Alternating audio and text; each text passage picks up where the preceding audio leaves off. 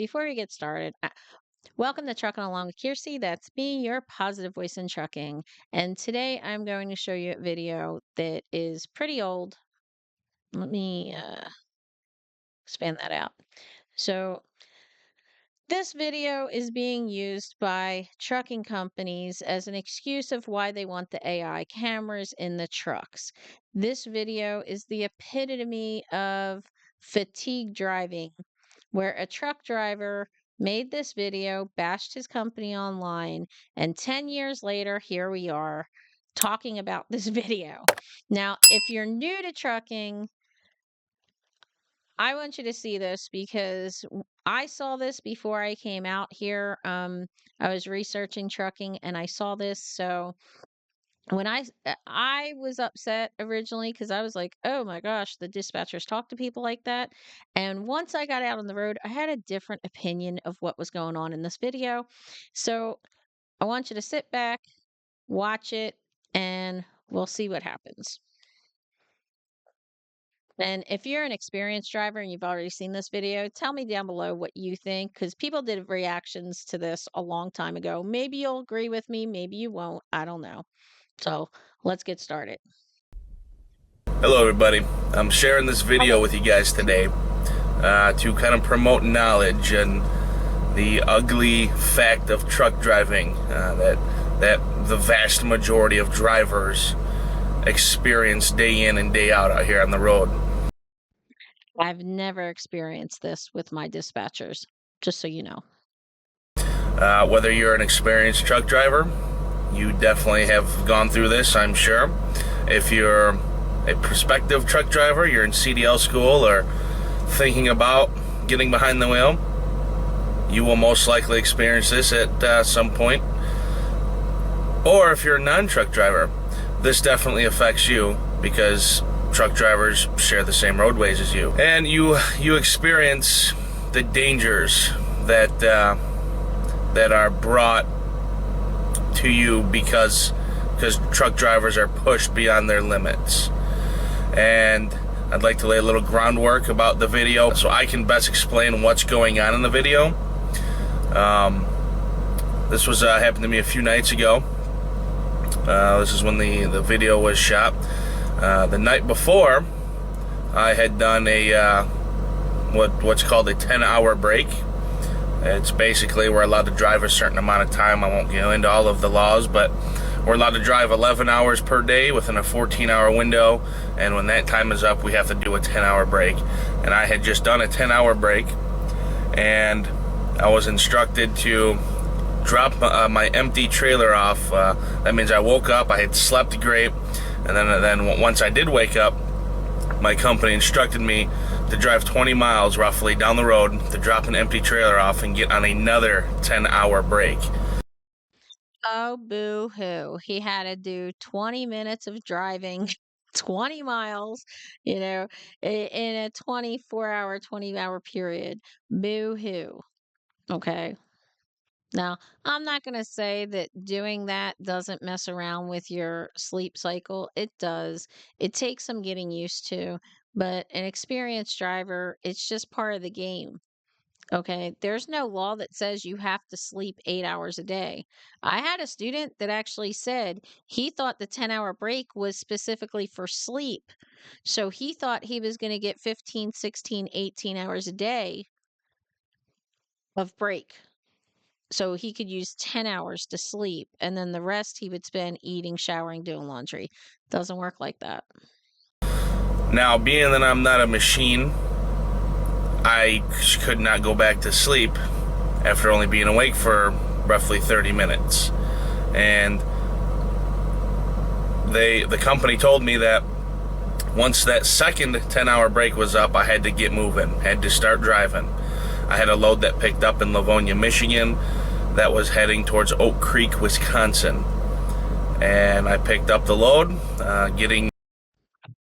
Okay, so Livonia, Michigan, hint, hint, there's a customer there that takes a long time to load us, and usually they don't actually get us out on time. So usually you can actually get in a couple hours of sleep before you leave there. So just to see what we're talking about. He said Livonia, Michigan to Oak Creek, Wisconsin. So we're talking 348 miles. Okay. That's what Google says, 348 miles. So roughly, you know, 5 to 6 hours, depending on his speed limit here.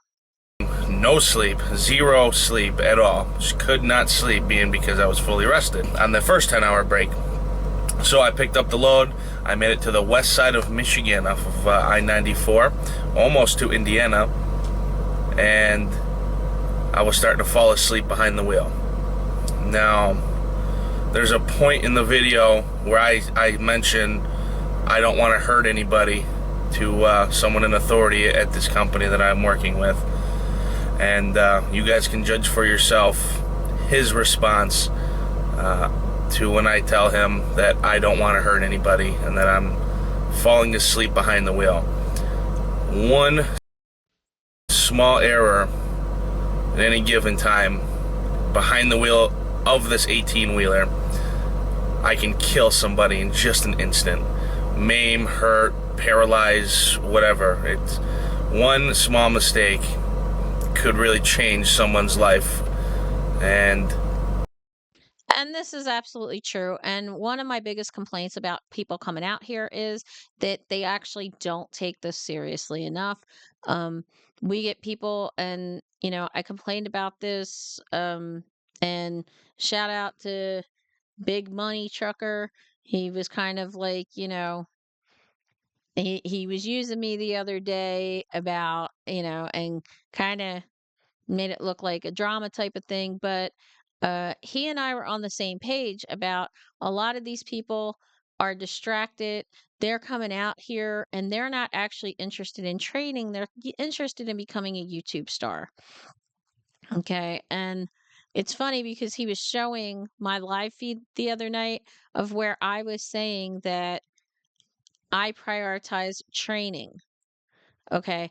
YouTube is not my initial job. Okay.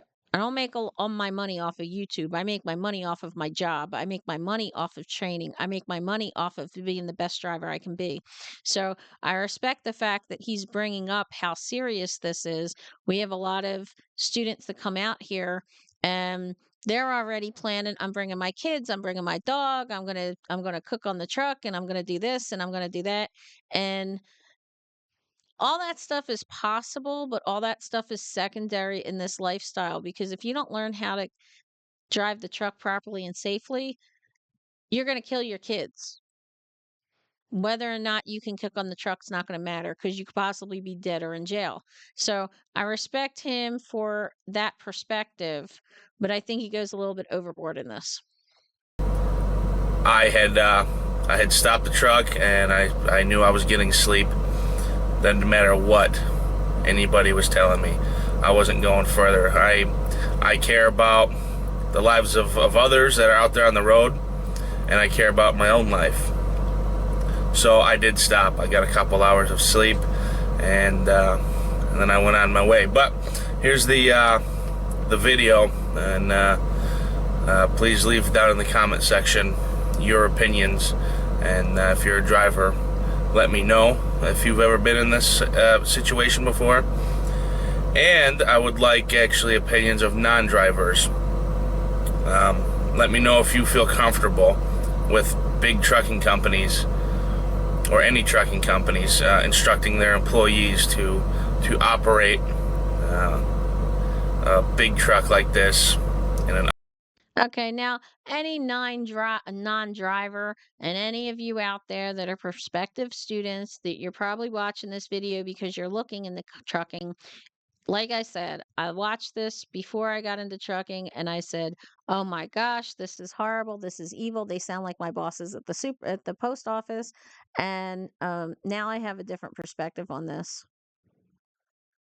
Unsafe manner. So.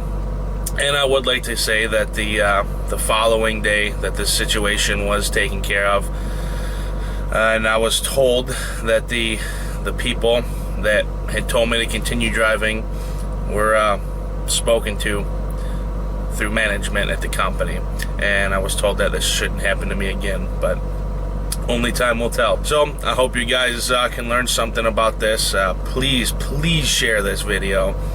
This is what I feel is something that happens way too often, but no one actually ever sees it. Never sees it firsthand. You always hear about it. You always hear about companies pushing drivers beyond their limits, and I'm just glad I was able to capture it in the moment. And it's really when I go back and watch it, it really makes me angry. So I hope most of you have the same response to this, and I hope you guys can learn something from it as well.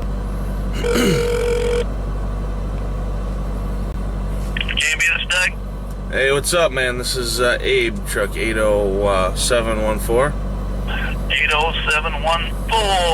What can I do for you? Hey, man, we got a bit of a problem, dude. I'm starting to fall asleep going down the road here, and I don't have much of a window on this load. No, get much sleep today? No. I got a good 10-hour break in yesterday where I slept a whole lot, and I drove 20 miles, and I was told to go on a 10-hour break again, which I don't sleep very well after being awake for 20 minutes after a full night of sleep, you know? Kind of planners or something screwed me over. So, you'll be able to stop, get a cup of coffee, walk around the truck, do something? I already did that earlier, man. I'm like minutes away from falling asleep behind the wheel. That's not a good thing here. No, sir.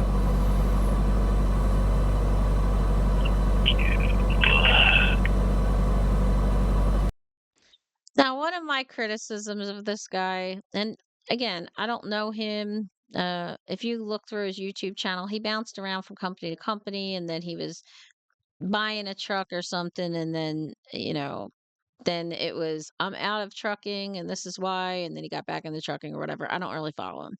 But one of my criticisms about this is that he says he was falling asleep, but he's on this phone with this dispatcher, and they bounce him around to a couple of different people. But for the amount of time that he spent talking to these people, he could have stopped and taken a half-hour nap. That's what he could have done, Yeah, we're gonna have to do something. I doubt if we get a truck around to rescue a load at this time of the night. Right. 714. So you only been at it there for a couple hours. Yeah. Oh yeah. Been awake like 17. So. Okay, so he just said you've only been out of there for a couple hours. So that's probably about 120 miles. So we're talking, 2 hours. I just said it would take 5 hours or 6, depending on, we're talking 5 to 6 hours, depending on what speed he's running in that truck. Okay. Now, if you also heard the dispatcher said it's going to be hard to get a driver, another truck, to come and save this load from you. We as drivers, we have our job that sometimes we don't understand how hard it is for somebody else's job. And later in this video, they also say this is a dedicated route and that he's on a guarantee, a weekly guarantee. So that means this dispatcher may only have a certain limited number of trucks to be able to put that load on. We don't think about that as drivers. Well, you have to get a cup of coffee, do something. Yeah, well, I can't drive no more tonight. I'm just not safe to be driving right now. What are we gonna do with our load here? I don't know. You talked to your dispatcher today when he gave you this load? Yeah, a little bit earlier, and he called me several times throughout the day, and I didn't really foresee me getting this tired. Yeah. Hang on one second. I'll take the maintenance. You want to take the guy that's falling asleep on us? Or Eric, you want him? Okay, here you go. I'm going to flip you. I'm going to trade. All right. Hang on one second. And what he was doing was he was asking them, well, if this was the situation, then why did you accept the load? Okay. Because my experience at Prime Inc., maybe this isn't everybody's experience, but my experience at Prime Inc. is if I tell them, hey, I'm tired, I can't do this load, or my sleep schedule screwed up, if I say, put me off till tomorrow, company or lease, it doesn't matter. They put you off till tomorrow. Okay. You are going to sleep. Um, He's actually working for a pretty big company, but again, I think it was a dedicated route. Now, when you work at smaller companies, a lot of people will tell me, "Oh, you're a mega carrier and you get screwed and blah blah blah." But there are advantages to working at mega carriers, and one of them is a situation like this. Now, it might not just be fatigue. It might be, I had a tire blowout on the truck or the truck died or something like that. There are other drivers that are available to come and pick up the load and save the load and provide great customer service while at the same time making sure that the truck is safe, I'm safe. You know, in this situation, he should have denied the load if he really knows that he has that much of a sleep issue. I'm one of those people that I do better if I sleep for 3 or 4 hours and then I'm up and then I go back to sleep for a few hours. That's one of the reasons why I do those 8-2 the 8-2 split videos, and I confuse the heck out of new dispatchers until they get used to me.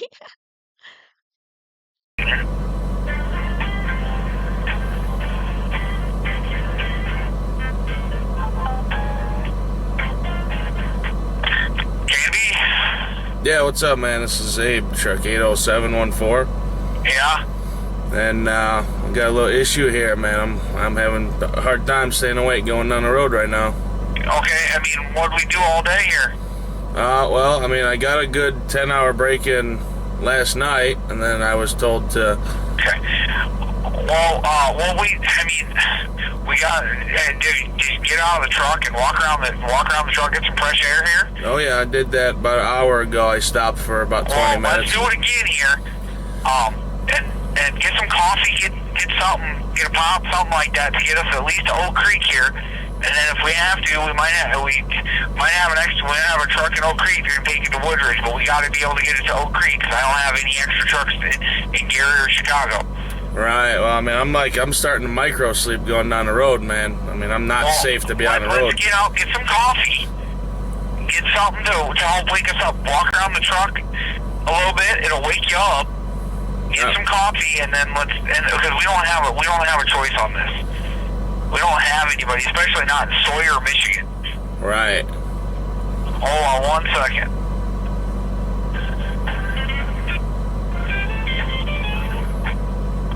Hey, this is Eric. Hey, what's going on, bud? Hey, what's happening?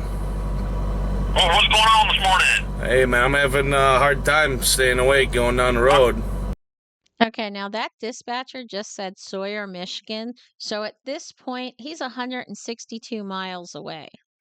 Okay, so we're talking less than 3 hours. We're talking 2.5 hours, depending on what his speed limit is on the truck. And I really don't know what that is. But, you're talking 2.5 to 3 hours. Well, let's get out and do some jumping jacks in that cold air. That'll put the breath right back into you. Yeah, well, okay. I mean, I drank a big Red Bull about an hour ago. Let's get out and get some fresh air. What is it, about 10 degrees outside? Yep. That'll wake you right up, right? Well, I mean, I was like starting to micro sleep going down the road. Yeah, so let's get out and get some fresh air. Okay. That way we can get around the corner and get to Oak Creek. All right. Actually, to truck drivers, around the corner is 160 miles. Sorry, but it's true. Then again, now he just said that he stopped for 10 minutes earlier. So if you had the 10 minutes along with the 20 minutes he argues with them, he could have slept for a half hour, which interestingly enough, there's I don't remember, it's a sleep association I looked up, like National Association for Sleep Doctors or whatever it is. I'll go look it up. But they actually said 20 minute to 30 minutes of a nap is perfect. If you sleep too much, it's going to mess up the rest of your sleep cycle, but 20 to 30 minutes is enough to invigorate you. Did you talk to Mr. Peterson today about getting plenty of sleep during the day, or what happened there, Brian?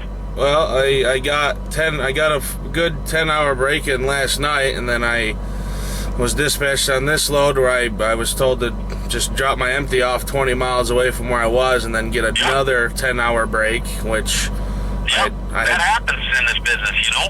Yeah, once in a while, but I mean, it's... Well, in this business, that happens some days, you know. That happens, you know, some days quite a bit. Right. I mean, this is the first time where I've really had an issue with it. Yep. Well, I mean, I can get you all fired up. If you want me to make you angry, I can get you woke up that way. I'm pretty good at that, but I hate to do that. You know what I'm saying? Right. Well, I mean, I can start screaming at you, and you can start screaming at me. If that's what it takes to get you awake, that's what we'll do. If it was... Now, I got news for you, okay? There was one night that I was really tired, and I was trying to lay down and go to sleep and take a quick nap, and somebody was messaging me. True story. He was messaging me. He was brand new dispatcher, and he made a comment that said something like, you know, make sure you're not late on this load. Well, I got news for you. That woke me up. I got so mad. I was driving that load. The daytime dispatcher came in and was like, I am so sorry that that guy, messaged you, and he's still in training, and I'm training him still, and I need you to know I will repower the load, meaning I will have somebody come get it from you if you're really tired and you can't do this load. Well, at that point I was mad. Okay. My mother's South Philadelphia, that and my Jersey, that Italian South Philly attitude was coming out, and I was yelling at my dispatcher. I was like, "Who's he think he is? He's telling me I'm going to be late. I don't know who he think. You better tell him my truck number and tell him he better leave me alone, and I'm never late." and, and my fleet manager was on the phone with me for like 20 minutes, and he goes, "Oh, okay, you're okay. Just let me know if you have a problem because I'll take care of it." And I was like, "I'm not that far away anyway. Then I'm going to go to sleep." It was funny. So, you know, that is a possibility, to get so mad that you get riled up and you go. Run around the truck, do a couple jumping jacks, get some fresh air. Because I'm going to tell you that fresh air is going to get you woke up better than anything else. Fresh air and a glass of water or something. Better than sleep. That'll do better than your Red Bull. Okay, so let's do that. Let's get to Oak Creek if we can. Well, can you help me commit to that? No, I don't know, because, Now, he also has a heavy jacket on. And let me tell you, that's one of the things about trucking that new people have to get used to, is sometimes you'll be in the truck stop at 3 o'clock in the morning, you'll be asleep, and then you have to get up to go to the bathroom, and it is freezing outside. You got to put on your clothes, walk through that parking lot. He's not lying. If it's cold out, because it's wintertime in Michigan, and he has to go across I-94, and it's snowing with that lake effect, that icy air could put pins and needles in your lungs. That's the truth. That would wake him up. And that might sound nasty to somebody that's new, but the truth is, that's the truth. I'm telling you, I'm not safe to drive at the moment. Okay, boy, then here's the deal, okay? Let me tell you how this works, okay? Guarantee goes away. Okay. Service failure occurs, and if there's one more service failure in 90 days, we're done at Candy. Okay. So what he's saying is, you don't get your guaranteed pay for this week because you're getting a service failure, meaning you didn't complete your job. You didn't deliver this on time properly. And if you get a second service failure in 90 days, then we're talking about you could be dismissed. Now, he's sarcastically putting on there, "Yep, you heard that correctly," and he spelled correctly wrong. "I was threatened with my job for being safe." No, he was told the consequences of what happens when you are late or you accept loads that you can't complete. And then you cause a service failure to the customer, which actually costs it costs the company money, it costs the company reputation, it looks bad for you as a driver. There are a lot of us that go years and years and years without a service failure. And I've prided myself on always being on time. And, it was like 8 years I was on time. And I'm not going to lie, I'm going to be honest, back in November, I did have an issue where I was late. I was late by 30 minutes. Excuse me. Um, I was late by 30 minutes and it was 100% my fault. And you know what? I called up my fleet manager right away and I apologized and I told him it was 100% my fault. And guess what? It's never going to happen again. Okay. So I don't know how long he's been driving for this company at this point, but instead of him just saying, you know, I accept responsibility, I should not have taken that load. I should not have accepted this load when it was given to me. I should have requested a load for the next day. He's really pushing it. Okay? So we're gonna be out cash today. Okay. Understand that full, square, well, and good. That's gonna be a big deal this morning. Okay. Alright, so I guess what I'm asking, are we gonna lay down for an hour, or what are we gonna do? Yeah, well, I'm definitely gonna get some sleep. No, that's not how we work here, KB. You laying down for 1 hour, or what are we gonna do? I'm gonna. If we can't lay down and take an 8-hour break, that's not gonna work. Right. Well, I understand where you're coming from. You want the loads I'm delivered. not coming from anywhere. This is how we work at the company, okay? So, 612, stop him. Yep. We're gonna have you relay with 612. He's in Benton Harbor, and we're gonna have you're gonna take this load. You're gonna take his load to Morris. He can take your load on to Oak Creek. Okay. Okay. All right. We don't have options this morning. All right. So it's not where I'm coming from. It's what we got to do. So now this dispatcher has to find another driver to come and do this load. And, something that people don't think about, you're new, you're probably watching this and you don't even understand what's going on, but that other driver might be giving up money to come and take this load.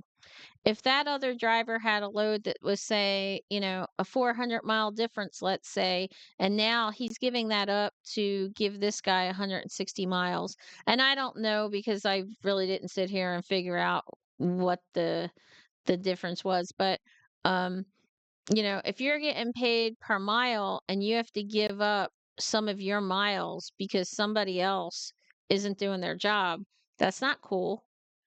On the other hand, if it was a situation where the other guy was picking up more miles by taking this, it would be cool.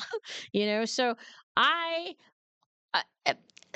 people will say, well, as a company driver, you can't refuse repowers. That's not true. I'm usually asked on a company truck to do repowers. On a lease truck on a mini fleet, I do repowers all the time, even if, I don't need to. But it's just that way of building up your relationship with your fleet manager. And the truth of the matter is, I've always been faced with gratitude for doing that and then given a really good load later. So, but these dispatchers, they have to, they have a certain number of trucks. Most people want to run during the day, so the people at night don't even have hours. That means they're limited to how many trucks would be available to come and help this. And they have bosses too, and their bosses are going to tell them, how come you didn't know that this guy was going to turn around and do this? What are you going to do in the future? And why should we keep this person? That's what their managers wind up asking. Doesn't matter what trucking company it is. You know how I know? Because when I was a manager, that's the kind of thing I would have been asking. Why didn't you know? Because you're his dispatcher, you're his fleet manager, his driver manager, whatever the heck they use as their terminology there. It makes them look bad to their bosses to not know what's going on the trucks. Right. We don't work with try, KB. We do yes, no, and whatever we need to do. Okay? Because you know what? Oh, and one more thing. He offered him to go to sleep for an hour. So, again, he argues with him for like 20 minutes or, 15 minutes or whatever while he's filming this. He took 10 minutes earlier. And then this guy's turning around saying, okay, well, now take an hour. So that's like an hour and a half, hour and 45 minutes that he would have actually been able to sleep. He just, in my opinion, he should have just taken a nap. Try. Anytime I had a guy say, I'll try to me, you know what that ends in? What's that? Failure. Pretty simple. My kids tell me that if the teacher tells them to try your best, that means it doesn't mean shit and they can do whatever they want to do. That's why we say at K&B, yes, I will get it done. No, I'm going to fail. Those are the two ways that we end. Well, okay? I mean, I say I'm not going to hurt anybody out here on the road. Well, you know what? That you don't need to jump to that. That's dramatic bullshit I don't need this morning, right? And see, I understand this dispatcher's response because truck drivers know that if you throw that word safety out there, you got them. Okay? If you're new and you're watching this for the first time, that was a gotcha moment that he just said. I'm trying to be safe. And that's why the guy got frustrated and said, don't pull this with me. He already gave him a plan. He already said, I'm going to have another truck come meet you. Okay. But this guy has to worry about this driver doing this again in the future. Okay. And so Abe runs hard here. And it's funny, he uses the term runs hard, but runs hard couldn't even drive 360 some odd miles without kind of being a crybaby, without needing somebody else to work out his problem. Okay, and I'm going to tell you that's all. I'm not going to hurt it. You got a guy sitting right there at the same truck stop as you, right? We're going to have him come get the load from you. All right. Okay, and then we're going to give you a service failure, and the guarantee's going away today. Okay, so when you wonder where your paycheck went this week, it came down to where it went tonight. Are we clear on that? Yes, we are clear. Okay, so when you have a $400 paycheck, I don't know if you have a wife at home and she's going to ask you, hey, what happened this week? We're going to explain the reason that we pulled up short is because we had a surge in. And then here's the other deal, okay? You're sitting in Fairplay, Michigan. We're going to go to Morris, Michigan to deliver at 6 a.m. this morning, okay? And so what you're going to get this morning is a 2-hour nap, okay? And At this point of the call, I'm actually fearful of losing my job because I chose not to drive unsafe. Nobody should ever be put in this situation. I don't think he was afraid of his job at all. He was recording this because this was a gotcha moment.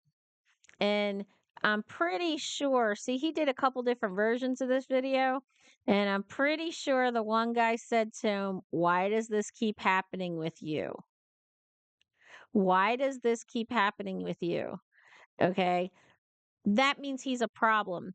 That means this happens all the time. And that's why he was recording this. Because under normal circumstances, he would never have expected this type of response. Okay. Now, think about this.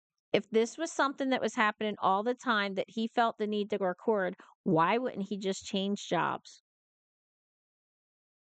Okay. This was back during a time where the market wasn't like it is now. It was in a time where you could go bouncing from job to job. And I'm pretty sure that jacket he has on right there says Werner Enterprises on it. So that means he was wearing a Werner Enterprises jacket while he's driving for K&B. So this is not his first trucking job. Okay. He knows the deal. And, you know, right now, this is a company market, so it's hard for drivers to go get hired at other places.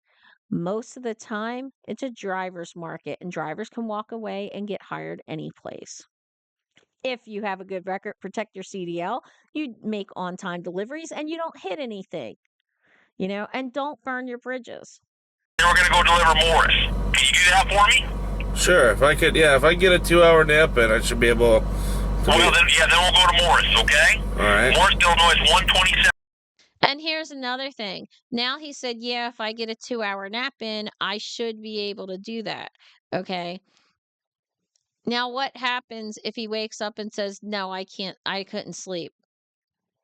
Okay. Because he's the kind of person, from my observation, in my opinion, I don't know this guy, but just from this exchange, he'd be the kind of person to wake up and say, well, you had me so scared that I couldn't sleep during those 2 hours. I was scared for my job. coming from you. So, where are you sitting, right? Where are you sitting at? I'm at, what's this place called? Dunes Truck Plaza. The Dunes Truck Plaza. Yes. Okay, you're on the west side there? Yes. Okay, I'm going to send truck 80612 back to you. You know, and I understand, hey, that we get tired and everybody falls down, stubs their toe once in a while, right? I watch Muhammad Ali go down. I watch Mike Tyson go down. I know how that works, right? Yes. But here's the deal. You need to tell your dispatcher, I cannot do this, or yes, I can do this. Okay? That's what we got to do in the future. Because this, I'll try, never works. Right, this is something that I've brought up actually multiple times. Okay, and again, I'm just going to tell you, yes, I can, or no, I can't. So he says he brought this up multiple times, which again means that he could have changed jobs, but he could have also gone and reported it to the dispatcher supervisor. Now, a lot of these companies have open door policies. At Prime, we do. Our managers don't even have offices. They have cubicles out in the middle of the aisle. No lie. So if you look at the safety meeting on Fridays, you see the guys that are up there giving their little spiel, the head of the safety department, and we have 9,000 drivers here at Prime. He does not have an office. He has a desk with a cubicle. You walk up to it. It's an open door policy. I can go and complain and vent all I want. And, do I always feel like I'm heard? Sometimes. Do I feel like I get responses? I always get some kind of a response. I'm going to say that right now. I always get a response. I might not always like the response I get, but I always get a response. Okay. And I have sent messages at 5 o'clock in the morning to management, and I've gotten the responses 6 minutes later from various departments. So, that's just one thing I wanted to point out. You know, you have to take it up the chain. You can't just complain and complain and complain if you don't make any strides to correct the situation. If it's not fixed at that level, you go up the chain. 45 minutes into my 2-hour nap, I get a knock on the door from a police officer telling me that my company has been trying to get a hold of me for several hours and to give them a call. This is the third time in 9 months that the nighttime dispatchers have called the police claiming that they were concerned about my well-being, but in reality, they were wasting public resources by calling police on a driver that they wanted woken up to start driving. Okay. Now, here's something to keep in mind. 3 times in 9 months, he was woken up to that. I don't believe for 1 minute that they called the police on him. Okay. That just sounds crazy to me. Okay. However, think about this. 3 times in 9 months, he was woken to get up and start driving. If he was on his 10-hour break when that was being done, he would not be able to legally drive. He would not have drive hours, which means he is admitting that he does this multiple times. This is not a once in a while event. And I can say from my experience at Prime, if I want to drive for 4 or 5 hours, stop and take a 2-hour nap, and then keep going, I do it all the time. And if you're doing it in bad weather, then guess what? You turn around, you say, I'm going on weather shutdown. I'll let you know in 2 or 3 hours what I'm doing. Okay? Then you get up and you start driving. You gotta be kidding me, y'all. They called the police to wake me up. Okay. So there was a cop going around. He didn't show him speaking to the officer. The lights weren't on. You didn't see him knocking on the door. You didn't see the officer walking away. You saw a cop driving around a parking lot. And guess what? That happens all the time. We catch them on our dash cams. So I'm not even 100% convinced that that's what happened. It could just be that he wanted to make dispatch look bad. Drivers do not accept this kind of treatment. It's true when you hear large companies say, no load is worth your life. It doesn't matter what you have on your trailer, how expensive or vital that load may be. It's not more valuable than your life or the life of anyone else on the roadway. Tell the proper management about the type of treatment. If that doesn't work, there's a huge driver shortage nationwide. You will find jobs elsewhere. Well, you know what? Why didn't he heed his own advice to begin with then? So, um, that's it. Okay. So, that's basically my reaction to good old the ugly truth of trucking with Abe at Runs Hard. I think it's Runs Hard, Get Paid is what it was. But like I said, I had a different take on it. Originally, I was like, "Oh wow, that's horrible." And then I came out here and I'm like, "Wow, our schedules are pretty flexible most of the time." And it could be that, hey, I've only worked at this one company for almost 9 years, so I might be used to something that other companies don't get to do. I'm told all the time that, I'd be better off at a smaller company or a different company and mega carriers suck. But I've been here for a long time and I've been happy for the most part. So, are there things that happen that I don't like? Sure. Are there decisions that get made that I don't agree with? Sure. But I'm going to tell you this right now. Okay. I've never been called telling me to get up and drive. I've never been told no, you can't stop for weather. When I did say, "Hey, I'm too tired. I need an extra day off," or I just delivered this load, give me a load tomorrow. Um I've never been told no, you have to do this. Nope. So, like, comment, subscribe, ring the notification bell, and I hope to see you out here trucking along. Bye.